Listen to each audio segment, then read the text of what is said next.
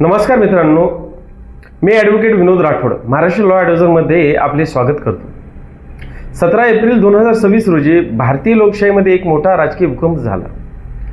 मोदी सरकारने महिलांना लवकरच लवकर आरक्षण मिळवून देण्यासाठी आणलेले संविधान 131वे दुरुस्ती विधेयक 2026 लोकसभेमध्ये बहुमताअभावी नामंजूर करण्यात आले आहे। या घटनेमुळे दिल्लीपासून गल्लीपर्यंत चर्चेला उधाण आले असून महाराष्ट्राचे राजकारणही चांगले ढवळून निघाले आहे। अनेकांना प्रश्न पडला आहे की 2023 मध्ये तर महिलांना आरक्षण कायदा पास झाला होता, मग 2026 मध्ये नक्की काय केलं, काय फेल झालं आणि या सगळ्यांचा आपल्या महिला प्रतिनिधीच्या भविष्यावर काय परिणाम होईल। आजच्या विशेष व्हिडिओमध्ये आपण कोणत्याही राजकीय अभिनिवेशाशिवाय केवळ कायद्याच्या आणि सत्याच्या नजरेतून या प्रकरणाकडे पर्दाफाश करणार आहोत। सर्वात आधी हे समजून घेऊया की नक्की नेमकी कायदेशीर गुंतागुंत काय होती। सप्टेंबर 2023 मध्ये नारी शक्ती वंदन अधिनियम म्हणजेच 106वी घटना दुरुस्ती सर्वसंमतीने पास झाली होती, ज्यानुसार लोकसभा आणि विधानसभामध्ये 33% जागा महिलांसाठी राखीव ठेवण्याची तरतूद करण्यात आली। मात्र या कायद्यानुसार एक महत्त्वाची अट होती की हे आरक्षण पुढील जनगणना आणि त्यानंतर होणाऱ्या मतदारसंघ पुनर्रचनेनंतर लागू होईल। यामुळे 2029च्या निवडणुकीत हे आरक्षण मिळेल की नाही याबद्दल शंका होती। ही अडचण दूर करण्यासाठी सरकारने 16 एप्रिल 2026 रोजी विशेष अधिवेशन बोलवून 131वी दुरुस्ती विधेयक मांडले।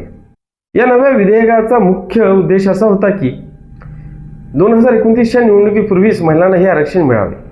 यासाठी लोकसभेच्या जागा 543 वरून वाढवून 850 पर्यंत करण्याचा आणि 2018च्या जनगणनेनुसार तातडीने सीमांकन करण्याचा प्रस्ताव सरकारने ठेवला होता। या विधेयकाचा महिलांना होणारा फायदा स्पष्ट होता। जर हे विधेयक मंजूर झाले असते तर 2029च्या लोकसभा निवडणुकीत महिलांना तात्काळ 33% जागा मिळाल्या असत्या।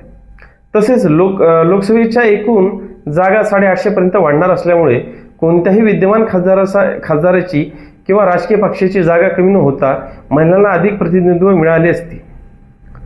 सरकारचा असा दावा होता की ही महिलांना अधिकार देण्यासाठी एक ऐतिहासिक संधी आहे। मात्र 17 एप्रिल रोजी जेव्हा मतदान झाले तेव्हा विधेयकाच्या बाजूने 298 आणि विरोधात 230 मते पडली। घटना दुरुस्तीसाठी सभागृहात 2/3 म्हणजे 2/3 बहुमताची आवश्यकता असते, जी सरकारकडे नसल्यामुळे हे विधेयक कायदेशीररित्या कुसळले, नामंजूर झाले। आता या विधेयकाला विरोध का झाला हे जाणून घेणे महत्त्वाचे आहे। राहुल गांधी आणि इंडिया आघाडीच्या नेत्यांनी असा आक्षेप घेतला होता की हे विधेयक महिलांच्या नावे आणले असले तरी यामागे मतदारसंघाचा राजकीय नकाशा बदलण्याचा डाव आहे। त्यांच्या मते 2011च्या जनगणनेवर आधारित सीमांकन केल्यास उत्तर भारतीयांना जागा वाढतील आणि महाराष्ट्र किंवा दक्षिण भारतासारख्या राज्यांचे राजकीय वजन कमी होईल। विरोधकांनी अशी मागणी केली की जर सरकारला महिलांचे खरंच आरक्षण द्यायचे असेल तर मतदारसंघाची संख्या न वाढवता सध्याच्या 543 जागांमध्ये 33% आरक्षण तात्काळ लागू करावे। या राजकीय मतभेदामुळे महिला आरक्षणाची अंमलबजावणी पुन्हा एकदा लांबणीवर पडली आहे। या घटनेनंतर महाराष्ट्रातून मोठ्या राजकीय कलगीतुरा रंगला आहे। मुख्यमंत्री देवेंद्र फडणवीस यांनी विरोधकांवर जोरदार हल्ला चढवत म्हणाले की विरोधकांचे महिला सबलीकरण केवळ भाषणापुरते असून कृतीत नाही। त्यांनी महिलांची ऐतिहासिक संधी राजकारणापासून हिरावून घेतली आहे। तसेच उपमुख्यमंत्री एकनाथ शिंदे यांनीही विरोधकांचा हा चेहरा क्रूर असल्याचे वर्णन करत त्यांनी 70 कोटी महिलांचे विश्वासघात केल्याचा आरोप केला।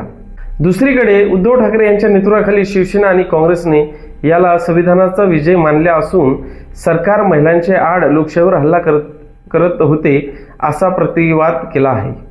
एका कायद्याचा अभ्यासक म्हणून माझे स्पष्ट मत आहे की महिला आरक्षण कायदा रद्द झालेला नाही, तो अजूनही संविधानाचा भाग आहे। मात्र 2026चे हे विशेष विधेयक फेल झाल्यामुळे, नामंजूर झाल्यामुळे आता 2019च्या निवडणुकीत महिलांना हे आरक्षण मिळणे कठीण झाले आहे। आता पुन्हा जनगणना आणि त्यानंतर होणाऱ्या सीमांकनाची वाट पाहावी लागेल, ज्यामुळे आरक्षणाची प्रक्रिया 2029 नंतरच शक्य होईल। शेवटी हा प्रश्न केवळ महिलांचा नसून आपल्या लोकशाहीच्या स्वरूपाचा आहे. महिलांचे संसदेतील प्रतिनिधित्व आज केवळ 13.6% आहे, जे वाढणे गरजेचे आहे, देशाच्या प्रगतीसाठी अत्यंत आवश्यक आहे. तुम्हाला काय वाटते? महिलांना आरक्षण देण्यासाठी मतदारसंघाची संख्या वाढवणे योग्य होते की आहे त्या जागांमध्ये आरक्षण द्यायला हवे होते? तुमच्या प्रक्रिया कॉमेंटमध्ये नक्की कळवा. अशाच महत्त्वपूर्ण कायदेशीर माहितीसाठी महाराष्ट्र लॉ ॲडवायझरला सबस्क्राईब करायला विसरू नका. जय हिंद, जय महाराष्ट्र.